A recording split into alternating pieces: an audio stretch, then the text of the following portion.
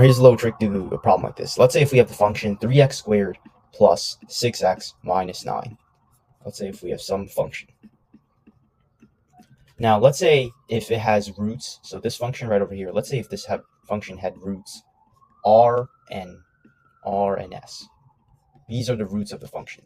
It has two roots because it's a quadratic. Now, let's say if I wanted to find out what 1 divided by r plus 1 divided by s is. Now, the way you do this problem is, well, one way to do this problem is just you find out the roots using the quadratic formula, and then, then you could just plug in the values of each root into here and get the answer. But that's a little too complicated, and I'm lazy. So I'm going to use Vieta's formula. Basically, Vieta's formula tells you that negative b over a gives you the sum of the roots, aka r plus s.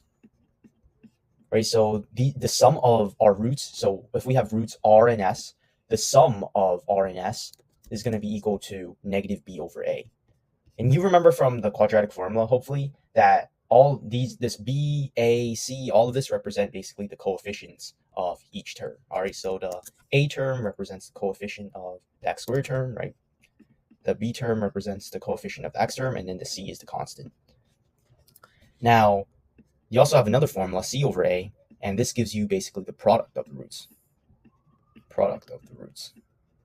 So these two roots multiplied out together, so basically r times s, the product of the roots is going to be the c value over a. All right, so yeah, that's basically kind of the things you got to know.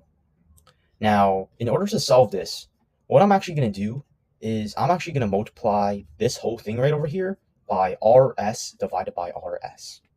All right. The reason I'm able to do this is because I'm essentially multiplying by 1. Because rs divided by rs, that just cancels out, right? So this is essentially 1. And multiplying anything by 1 keeps the value the same. So this is why I'm able to do this. Now, if I distribute the rs to both terms, I'm going to get rs divided by r plus rs divided by s. Now, for the first part, the r's cancel out. And for the second part, the s's cancel out. And sorry, this is also going to be multiplied down to the denominator as well. So there's going to be a rs here as well as rs here. All right. So now, what are we left with? We are left with s divided by rs plus r divided by rs, right? S divided by rs plus r divided by rs, right?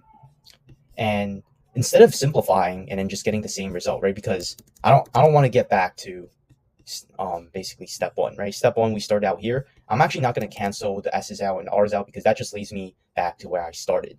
Instead, what I'm going to do is, because I have the same denominator, I'm actually going to add the numerators together. So s plus r, or actually r plus s divided by rs. All right. And this right over here is the same value as this right over here.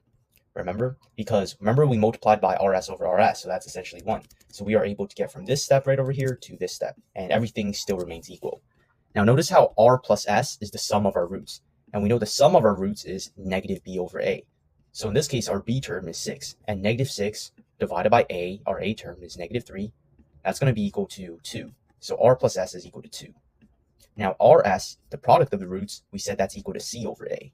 So our c value is negative 9. And our a value is negative 3. Negative 9 divided by negative 3 gives me 3. And that's going to be my answer. So this is basically the way you do it without doing the quadratic formula.